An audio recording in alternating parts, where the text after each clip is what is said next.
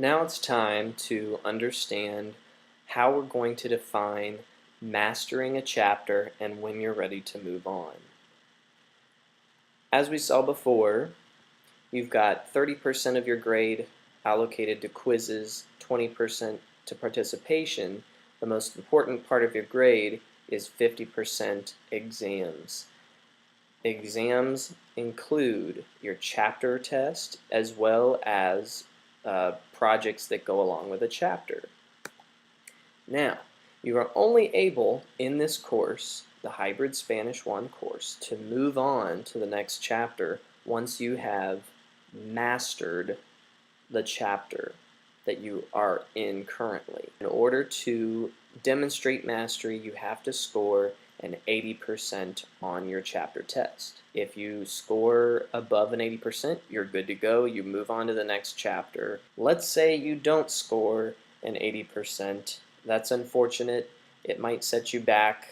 You might fall behind, but it's not the end of the world. You'll go back, redo a couple activities, get some practice, watch some videos over again, and then once you're ready, you retake your chapter test. Obviously, it's not going to be the exact same test. You'll have different questions, but it gives you another opportunity to prove that you've mastered the necessary skills for the chapter. Why is mastery a good thing?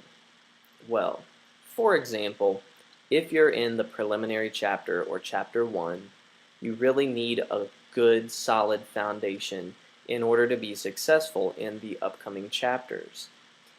By requiring you to earn an 80% on your chapter tests, we're making sure that you have acquired the skills necessary to be successful when you move on to the next chapter.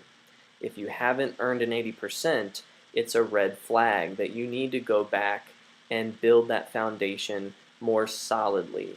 That way you'll be successful when you continue. Does this mean that it is impossible to fail Spanish 1 because you always will have an 80%? Absolutely not. You still have to consider quizzes and your participation. If you forget about your participation in your quizzes, that brings your grade down. Your projects also are included in your chapter, in your 50% exam grade.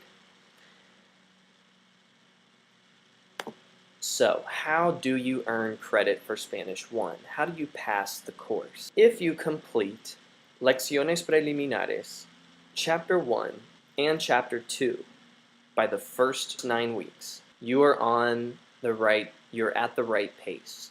By the middle of the school year, by the second semester, you should have completed Chapter 3 and Chapter 4.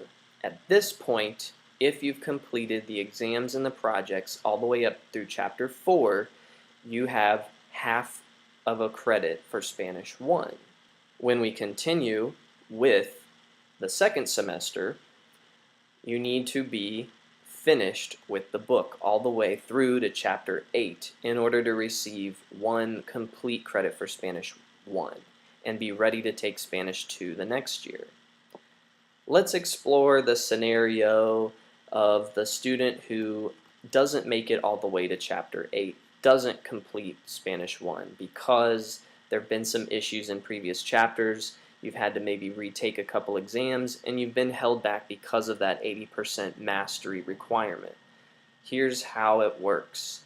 You're still stuck in Chapter 5, and we're at the end of the school year, and you don't have the full requirements to earn a full Spanish credit. Well, that's okay.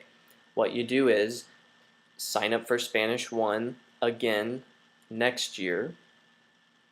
Next year, you'll start in Chapter 5 and work your way through 6, 7, and 8 and move on to Spanish 2.